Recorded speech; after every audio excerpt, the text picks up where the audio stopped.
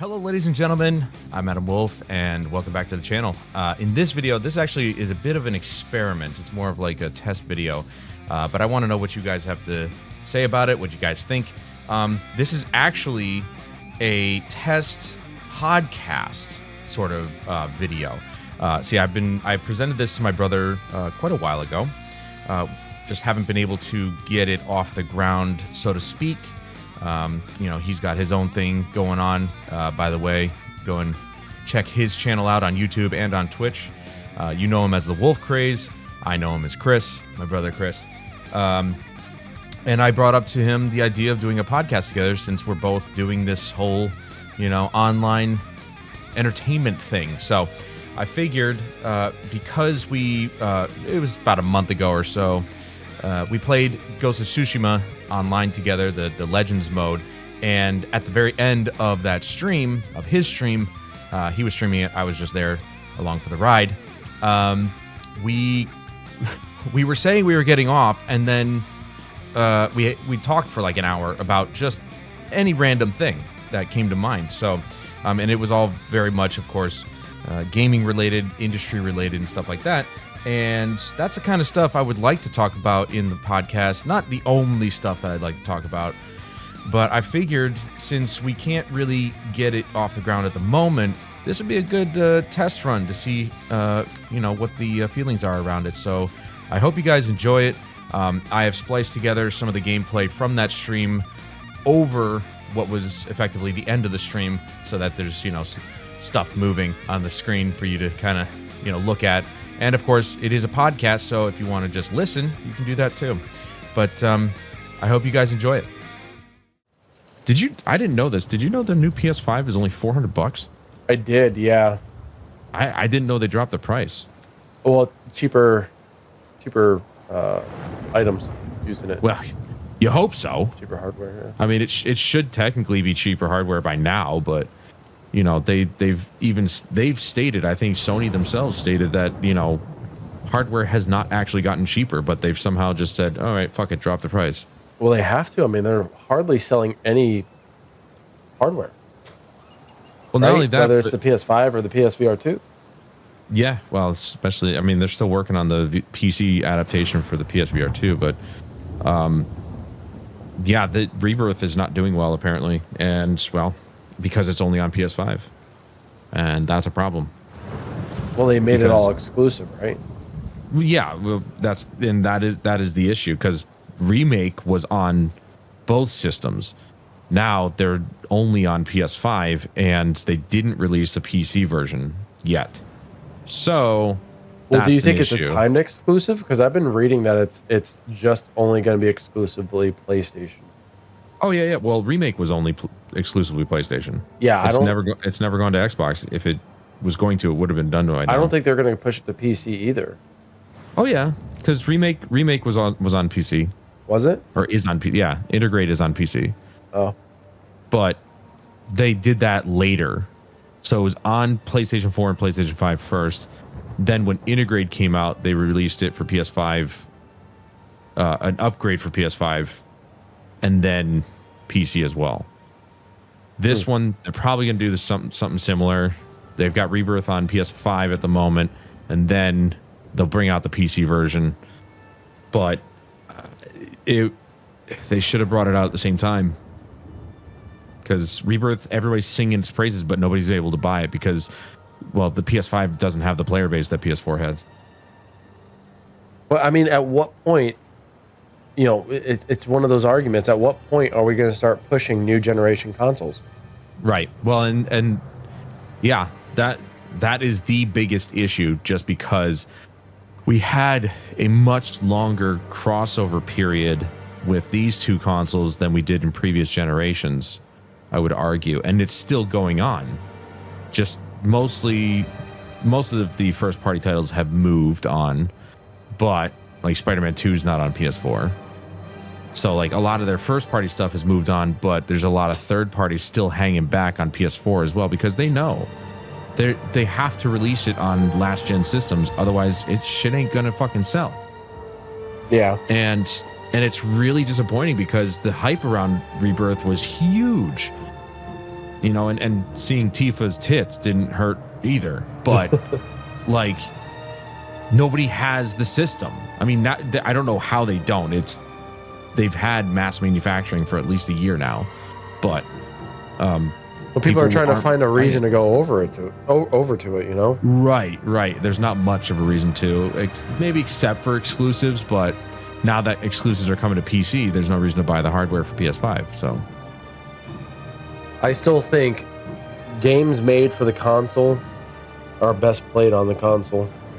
Yeah, well, I think so as well. I mean, most of the ports have been good, but you've had ports like Last of Us Part 1 that was absolutely god awful. Horizon Zero Dawn came out and it was broken. They fixed it, but it was. I don't know. It's disappointing to hear that Rebirth isn't selling well just because it's only on PS5. But everybody in their mother knows that PlayStation has the better games. But nobody can buy the hardware, or at least they couldn't for a while. They can now. I don't know what people's excuses are now, but well, I think people are going to wait for the new console. Like, they're going to wait for the new version of it. The slim version. Well, I mean, technically, the new one is slimmer. Yeah. They're waiting. They're going to wait for that one because it's going to be cheaper. They haven't dropped the price of the original PlayStation 5, not from what I've seen. What are you talking about? The new one is out. Oh, it is out? Yeah. Oh, I didn't know it released already. Yeah, it's been out. Oh, okay. So people don't have an excuse to not buy the system, other than the fact that like you said, maybe the system doesn't have the games they want. But then again, neither does Xbox. So yeah, Xbox is failing after their purchase. Yeah, sort of. I mean, they are taking a drastic change in their direction. They're like, we're still going to do consoles, but we got to work this Game Pass thing to death. Well, it's their seller. That's what's really pulling in a lot of interest. PlayStation. Yeah. PlayStation was so intrigued by it that they tried to do it with their PlayStation Plus, and that kind of failed. Like, a lot of people are not necessarily buying the upgrades to play the classics. No, well, and that's the biggest issue with PlayStation's service, I think, is just the fact that they're not doing the classics justice. That's the problem. If they had the entire library of PlayStation games and PlayStation 2 and PlayStation 3, that's thousands of games that they could offer. That would make it more enticing and allow us to download all of them. Not like, you can download PS1, PS2, PS4, PS5, but PS3 is just like you can only stream it. That's stupid. But if you add the whole of the library, that becomes a far more enticing. Like, I like it because, one, I'm finding out that I should probably just stop purchasing games because most of them are coming up on PlayStation Plus. But also, I like it because the catalog is enormous. Yeah. Like, between PS4 and PS5 alone, you have like 800 games. Now you're adding on the classics. But, I've got enough games to play as it is. That's just a bonus. The streaming is okay, but it depends on what it is. Like, I definitely don't recommend first-person shooters or any shooters at all. Yeah. If you're playing RPGs, tactical games, city builders, those all run perfectly fine. But for input latency purposes, don't play shooters because they're awful. But I don't know. I've always enjoyed the PlayStation Plus service. I think it's fine. I think the catalog is massive enough to warrant the price. Like, $160 a year is like nothing out of my pocket. Mm-hmm. But I don't think it's terrible. I honestly don't think it's terrible. But like you said, it's not enticing enough. Like, there's not enough there to justify people like hopping on the bandwagon of higher tier memberships. It just doesn't make a lick of sense. Like, if you, what did tier 2 offer? It offers what generation of games? I think it's 4 and 5, right? Was it just 4 and 5? I think so, because you have to pay for, what is it, a premium in order to get all of it. So, let me see. Hold on. Premium extra. Or is that just premium and extra? Hold on. That's view games collection. All right, well, learn more. There we go. Maybe it'll show me. I don't know.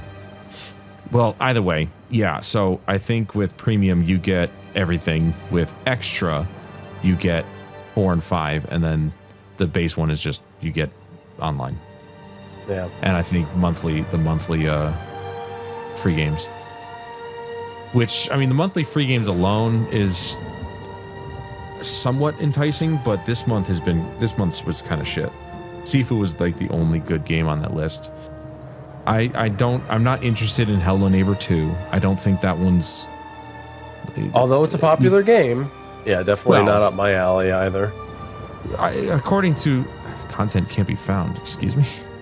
I'm going to the monthly game section, and it's not pulling anything up. All right, so that's broken. But anyway, yeah, I heard Hello Neighbor was actually not that good as a franchise for some reason. I don't know. And Hello Neighbor 2 didn't really do much better than the first one, but...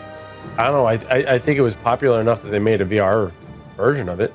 Yeah. And they have multiplayer. And I see a lot of... when the new ones come out, I see a lot of streamers streaming them.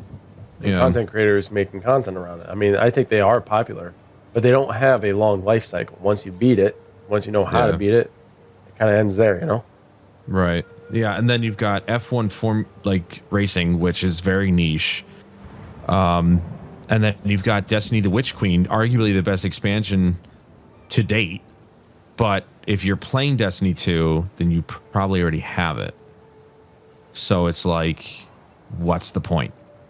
So Sifu remains the only good option this month, which is kind of shit. I would say for the most part, they don't have the greatest titles on for PlayStation Plus free games. Like sometimes you get good ones, but yeah, it's not. I don't think it's frequent enough, and they don't support indie developers enough to justify like it's kind of an insult, right? You have these indie developers who want to participate on putting their games on the PlayStation Store, but then they don't get the support from Sony. And then when Sony is like, okay, here's your support, we're going to put your title on as a free fucking game on our PlayStation Plus membership.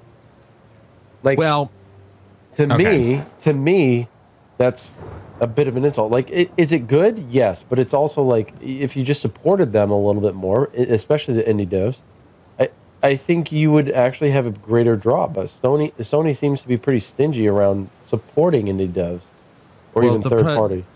That's the thing, though. There's the reason why Microsoft is failing. While Game Pass is a popular option, it's not making a lot of money because of the fact that that's what they're doing. Oh, brand new game, free for Game Pass. Whereas when Jim Ryan was the head of PlayStation, thank God he's gone, but like, if there's one good thing he did, when they asked him about, hey, why aren't PS5 games coming out day one, he said, we don't want to do that to our developers because that would cost them money, a lot of money. Yeah. And the game may not do well even if we released it for free. It could be a bad game. He didn't say that, but like, it could be a bad game. So it's like people won't download it, won't play it. But it benefits the developer more if they sell it rather than put it on their service. Now, they are doing a few new PlayStation 5 games here and there. Like the first one ever was Chia. That I mean, I don't want to speak on it. It just doesn't look like my cup of tea. But it's that one little, I don't know, it's very kid. I don't know if it's a kid game, but it looks like one. Yeah.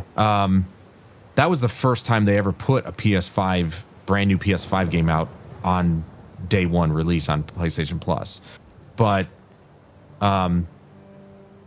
it takes a little while. Like Rift Apart, Ratchet and Clank Rift Apart, that one's on the library now, but that took a while to get there. I think there's been a couple other PS5 releases that came to the PS Plus catalog day one, but it's been very few. They're being very picky about it, and I think that's the whole reason why, is because Jim Ryan was like, yeah, that would hurt our developers even more if we did it that way. That's a smart business choice. I'm total support of that. I wish they did more to help the indie developers, though. Like, indie developers want a space where they can get their products seen. And that's why they always go to Steam, right? Because if you put your game out on Steam, it's going to pop up. People are going to see it, and you're going to be able to pay for it. Having worked with a team, not only was owned by Sony, but a team that is an indie developer that tries to contact Sony, it's like impossible to work with them because their communication is so poor. And when you ask a question, a relevant question, you might not get a response for a month. Yeah. Well, and we've seen it with just their own product, with PSP and PS Vita, PlayStation VR 1, now VR 2 is kind of, they're not giving up on it. I mean, the fact that they're even like looking to port it to PC says a lot, but we take a look at their previous hardware and Vita was like one of the best handhelds on the market. They had the handheld market open and ready for them right when that thing released. Like, people loved that system and they just threw it to the side. And it's like, guys, you had a gold mine here, and now look what's happening. Now we have Steam coming in with their own thing. Asus has their own thing. We've got the Switch. All these companies are coming in with their own handhelds, and Sony did it 11 years ago. So why the fuck didn't they just keep going? And now they're bringing out the Portal, which is the dumbest thing in the world. And now they're saying that it's alleged that they're working on another one. They're working on an actual handheld with AMD. And I'm like, why did you wait so long? You had the market 11 years ago. Well, one of the biggest issues with the Vita, when they created it, it was mostly targeting the Japanese audience, because the Japanese, as you know, or Eastern Asian culture, they're very mobile in their gaming. They have the largest, like their mobile stuff, yeah, they have the largest mobile gaming population, period. I mean, Nintendo. None. Exactly. So when a lot of titles, as you saw, and as you know, came out on the Vita, they were JRPGs or games that were kind of geared towards that culture, right? So if you're trying to sell it in English speaking or even Russian speaking or whatever, anything outside Japanese speaking lands, like, you're running into an issue where it's almost like you're hitting a cultural barrier because the games aren't geared towards that. But their poll was, well, you can connect it to your PS4, right? Right. So like you could play the games on the PS4, you just don't have to be on the PS4. Well, if I'm close enough where I can actually connect with my PS4, why would I just not go play on my PS4? Right. It just didn't make any sense. You could connect to it through the internet. You could, but the connection was Oh, it was worse than their streaming is now. Yeah, it was not really good. Like, I remember trying it and I was like, yeah, I could kind of connect. But then I thought to myself, well, shit, is my PS4 now on? Like, how am I going to turn that off? I mean, that's the thing, though. Vita was at least a standalone system, had its own games. This Portal thing, it's got nothing. It's stupid. It's so stupid. It's the dumbest thing. And somebody actually just showed footage of them actually bricking it. Or not breaking it, but jailbreaking it. And they got a software working playing PS1 games. Or was it PS2? I don't know. Somebody modified it and said, look, it has processing power. It can play PS1 games. He has some work to do, but the concept is there. The proof of concept is that it has enough CPU power on its own to actually play old games. And he proved it. And I'm like, why the fuck did they release this thing? And all it does is just connect to the PS5. This is the dumbest thing they could have done. Now, the dumber thing is I want one because it's a piece of hardware history, but like, it's literally already history. Like, nobody gives a shit about this thing. Why did you bring this stupid piece of shit out? It does beg the question. Within months, somebody jailbreaks it and shows that the proof of concept is there where you can play PS1 games on it. It's like, wow. Well, okay. leave it up to modders, right, to fix the issues that developers seemingly have. Yeah. Well, and now apparently they're allegedly they now all of a sudden, out of the blue, see that, oh, wow, this Switch thing worked out and Steam's got their own shit. Well, let's work with AMD and find out what we can make up. But the thing is it's gonna be done 2 years down the line when portable gaming isn't as popular anymore. Well, I mean, not true because we're still waiting on Nintendo Switch 2, whatever the hell they're going to call it. But that's Nintendo. That's different. Like, you can't compete with Nintendo. They've always been portable. I mean, look, they had the Game Boy, right? Yeah. Well, that is entire series. That is something that like a lot of people say is that Nintendo's in a league of their own. Like they always try to compare Nintendo to Sony and Microsoft, but you can't because they do their own thing whenever they want, and they always come out on top, no matter what. Because they're in their own league. Nintendo doesn't need to compete with Sony and Microsoft ever. No. And that's what makes them great, though, right? Like that's why there were the console wars, because each console brought its own thing to the gaming environment. So it did, not with Sony and Microsoft, not anymore. Not anymore. But at the consoles time, are so similar, it's like who cares? But at the time when the gaming consoles were different, they were the smart business originally. I mean, no, they were the family business models. Like they were all about, family gaming. That's what they were designed around. Yeah. But at the time, every console was different enough that's why the console wars started. Now the console wars are kind of coming to an end because they're all losing so much money, except for Nintendo, who seem to have really good work ethic, where they're like, okay, if our employees are not getting paid enough, we're going to take a pay cut, and you guys are going to get more money, and we can keep you, right? Like, yeah, they just have a different mindset over there. Yeah, I mean, I hate the fact that they are shutting down Smash tournaments and like suing people and all that stuff. But at least as employers, they're doing right. But even if you compare what Sony wanted to do with their handhelds, like to Steam Deck is literal access to Steam, the entire library. PlayStation can't do that. Microsoft can't do that. And that's also why NVIDIA GeForce Now does so well, because it doesn't ask you to buy new copies of the games you already own. Right. But that's why I said they're going to come out with a new portable system 2 years too late. Yeah. No, they will. But that's why I was bringing up Nintendo Switch, because their new Switch product, whatever it's going to be called, will already be out. Yeah. They're already going to be dominating the market. So it's like, why are you guys working on this now? This new Vita, whatever they're going to call it, has to smash in the most literal sense in order for people to want to buy it. It has to be able to play at least PS4 quality games natively. Like that's not even up for debate. Yeah. It has to. It cannot go anywhere less than PS4. Yeah. But then now but then if you do that, okay, let's say you can't go any less than PS4, that's the lowest.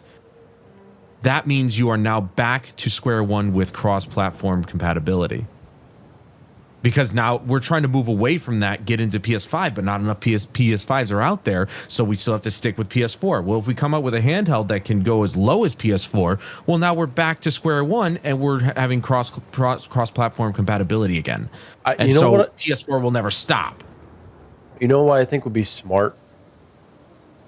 I think they should do what they did with the Vita and not quit it. Well, that's the problem.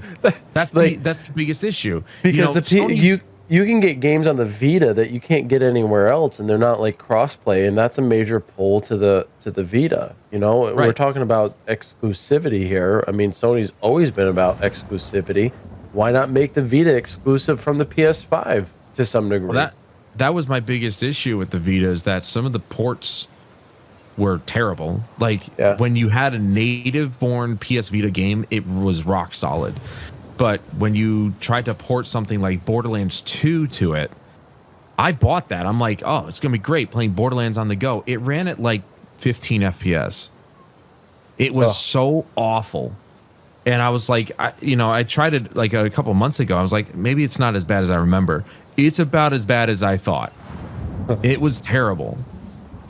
And also the cost of the games themselves, if you bought the hard copies, were outrageous. And like to buy more space. You know, you remember how the cost of those memory cards?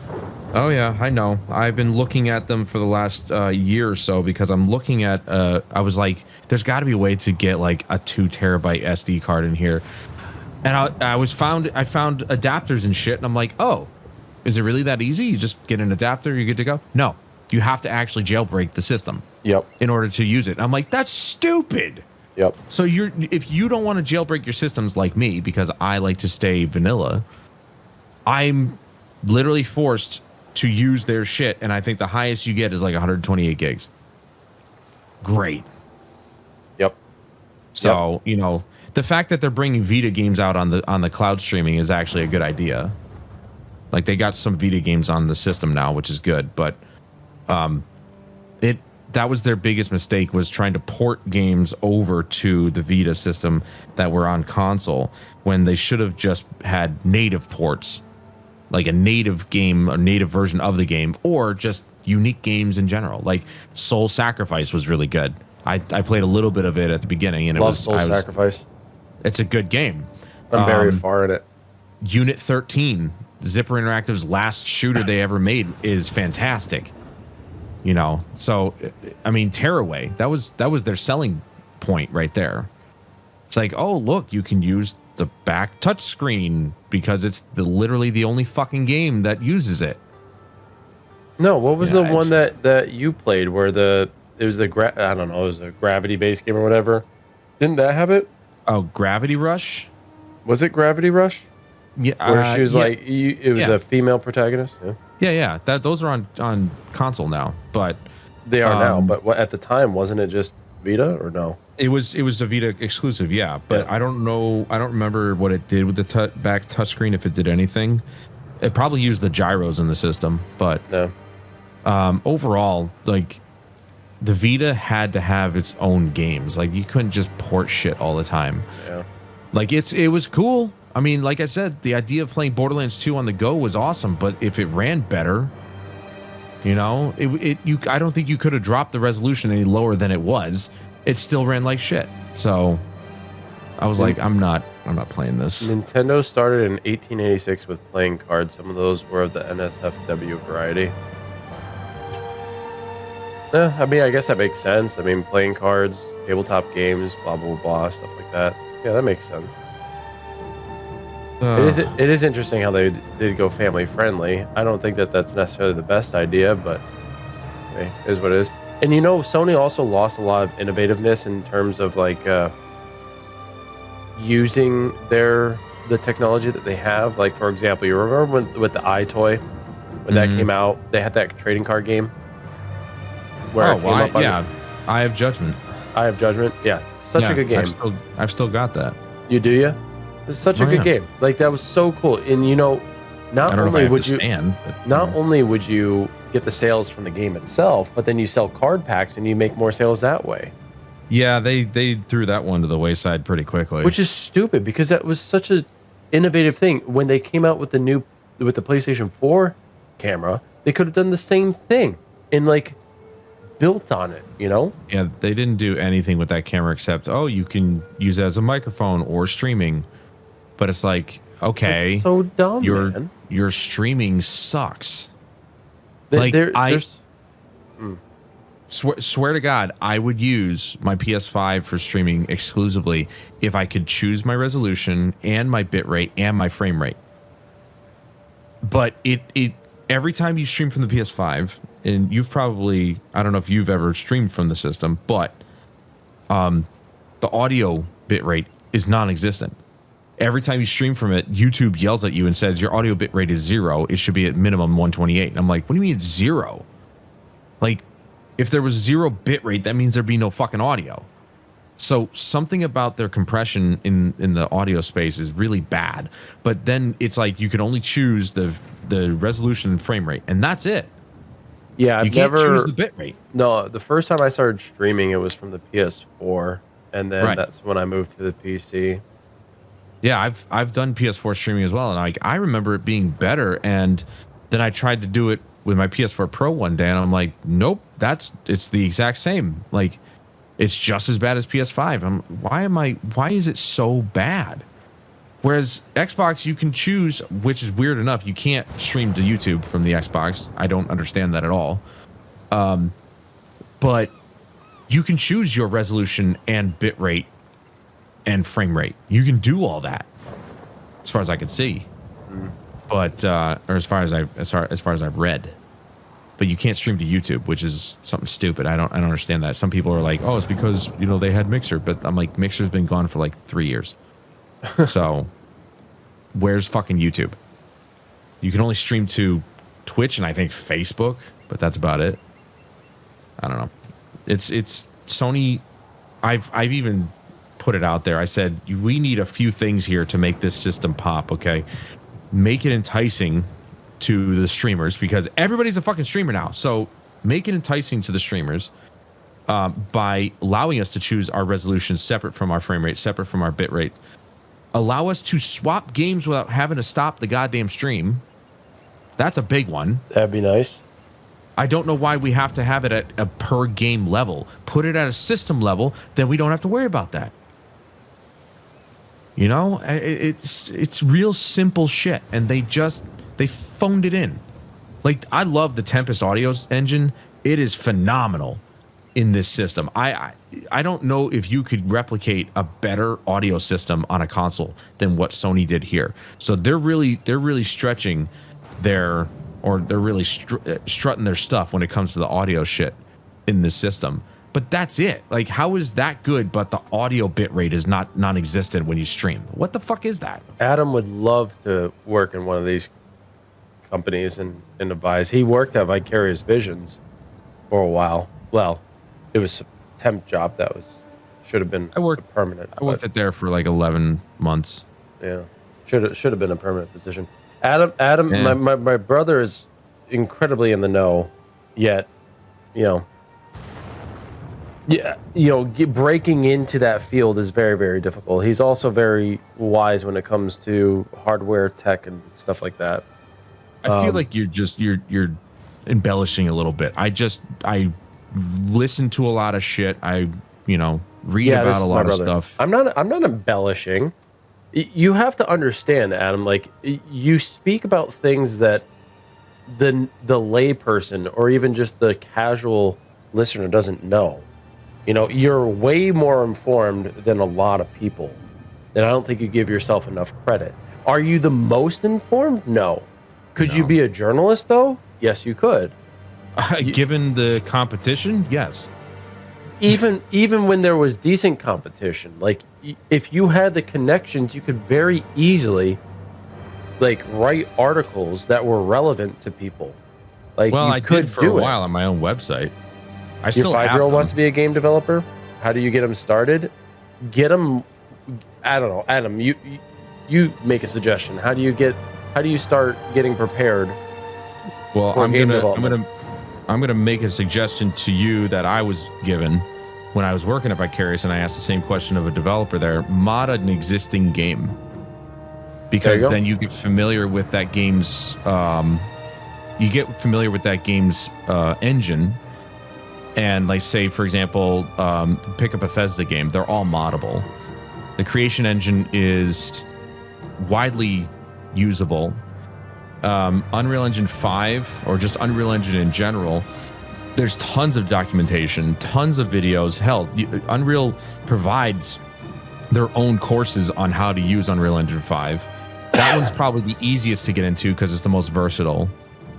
But in general, if you want to get into game development, you mod an existing game so that way you gain the understanding of how that game works with its systems, which for the most part is built on fundamentals of game design.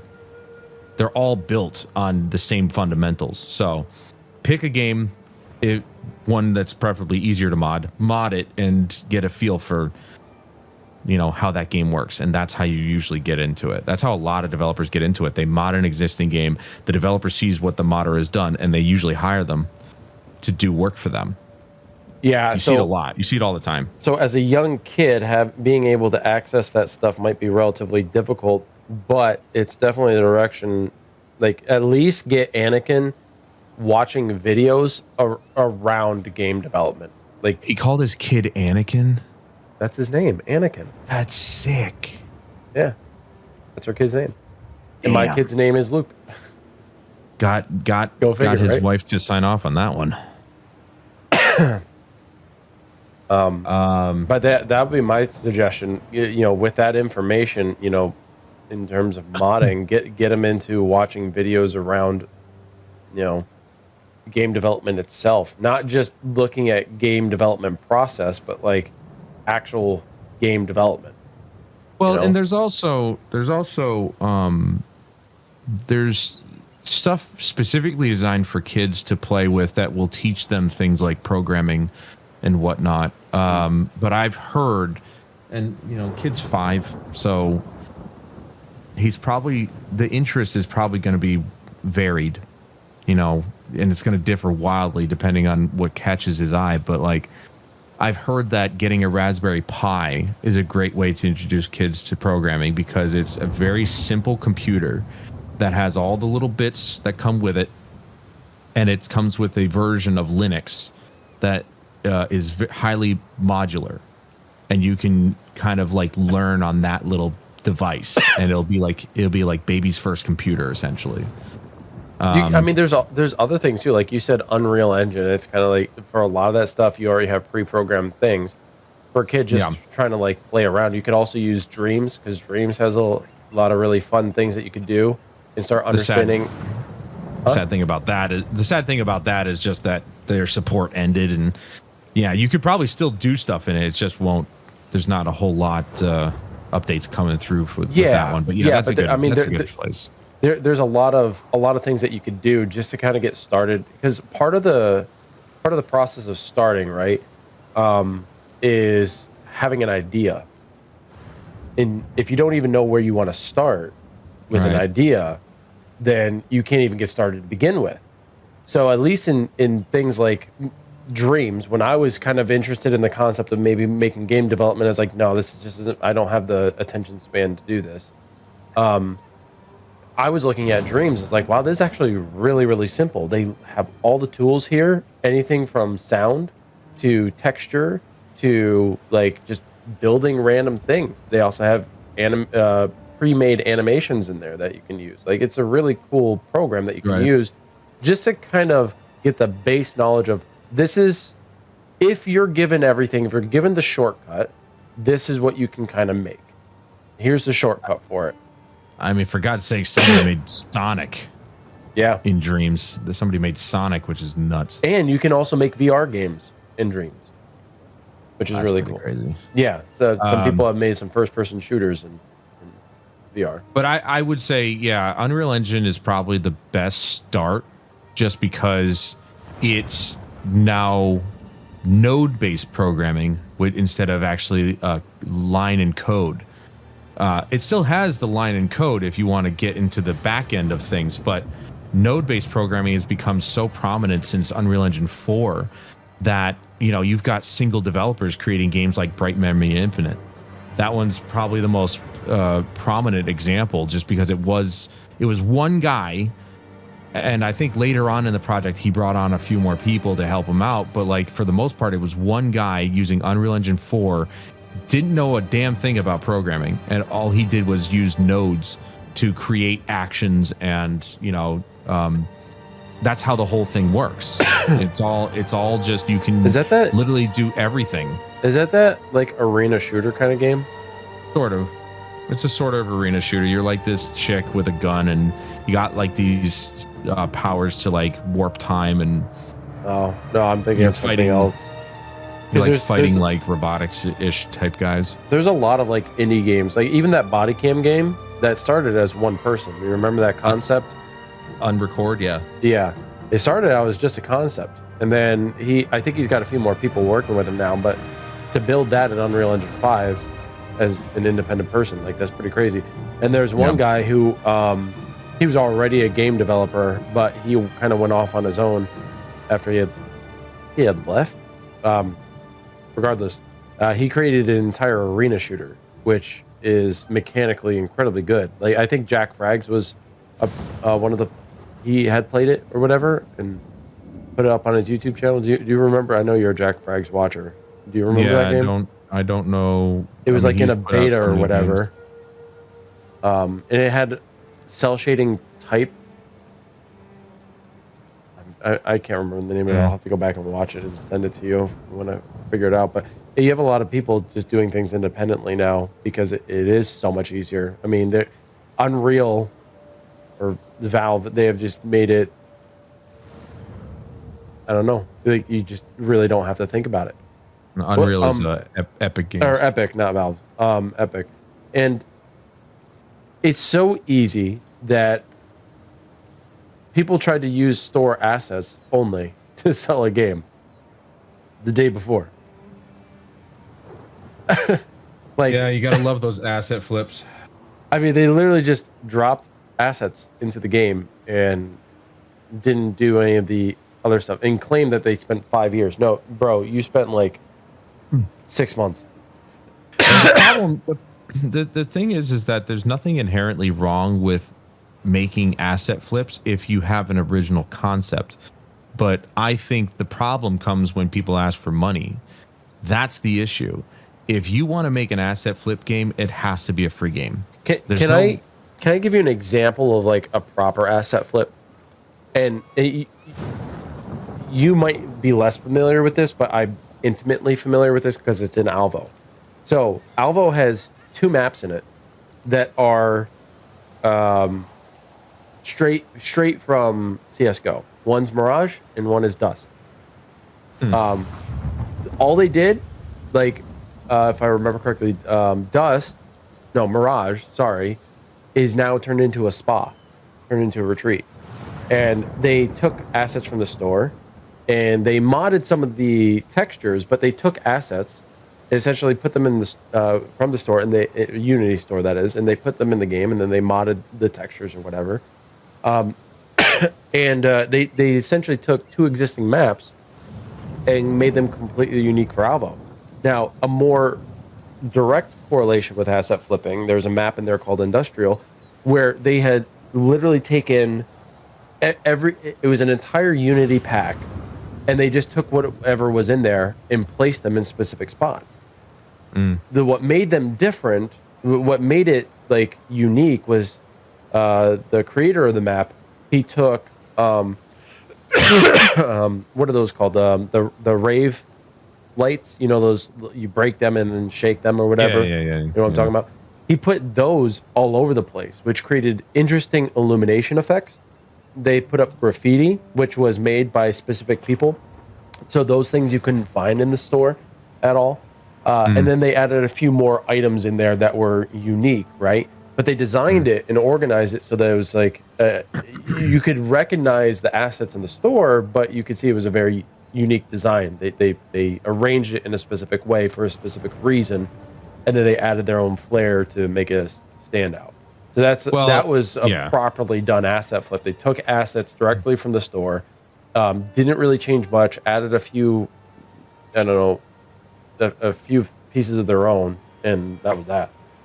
Well, you know, going back to what I said, like, it's not inherently a bad thing to use assets that you purchased. It saves you time because you want to get your game put together as quickly as possible. That's the problem with today's society in general, not even just video games. Everything's got to get done, you know, amazingly fast. Everything's got to get done now, because time is money. But, you know, if you bought the assets, that means somebody took the time to create them. So you know, you have to credit those people. But there's nothing wrong with asset flips as long as it's done well. You know, you can put stuff together that's unique. I mean, perfect example is Fortnite's creation. Like the creator section in Fortnite, you're just using assets that exist in the game and you're creating new shit out of it. That's all it is. I mean, you want the ultimate asset flip. There you go. Go into the Fortnite creation and you've got tons of people using asset flips. And the things that people create are remarkable. It's unbelievable. And I the whole reason I downloaded Fortnite was to get back to try some of that shit. But I was like, I had never even got to it. I'm just like, I'm so involved with all my other games. I just don't really see the point right now. But The issue with the day before was it didn't play well either. It was missing basic mechanics like vaulting. Running was sluggish. Aiming and shooting wasn't great. No, like the moment that first trailer dropped, yes, it looked impressive. I was with everybody else. I'm like, oh, that looks like it's gonna be sick. And then I found out who made it. Yep. And I was educated on their history. I'm like, that was a joke then. That was not real. And ever since then, this is not real. None of this is real. They're just making shit up. And lo and behold, I was right. And so was everybody else. We were right. They were making it up. And so, yeah, it's just like there are good examples, a lot of really bad examples, though. But nothing says you can't make a game out of all pre-made assets. You just have to get creative with it. That's where you have level designers come in. Like, that's the point. There's reasons for each type of game developer. You have your level designers, your programmers, your graphic artists, your UI artists. All of these people matter. Artists, yeah. But when it comes to putting the game together, that's where level designers shine. And a proper level designer, I guarantee you, if they've worked any amount of time in the industry and they're good at what they do, they could take an asset flip and turn it into a completely different game based on the fact that they know where to put things within the level. They know how to design it to be something unique. But it all starts with an idea. So, you know. Have a good night, Puddles. We could have been playing more Ghosts, and here we are sitting and talking about this shit. We wouldn't have been able to have that kind of conversation while playing. No, but I'm just like, I should have been probably in bed like 3 hours ago. Oh, yeah, me too. All right. So we're going into our playoffs. So we're like coming to the end of our season. I might have some coverage this week. I'm definitely playing on Saturday, I think. I'll hit you up when I'm gonna hop on this next if you're not streaming already. That's fine. All right, man. All right, dude. All right, have a good night. Talk to you later.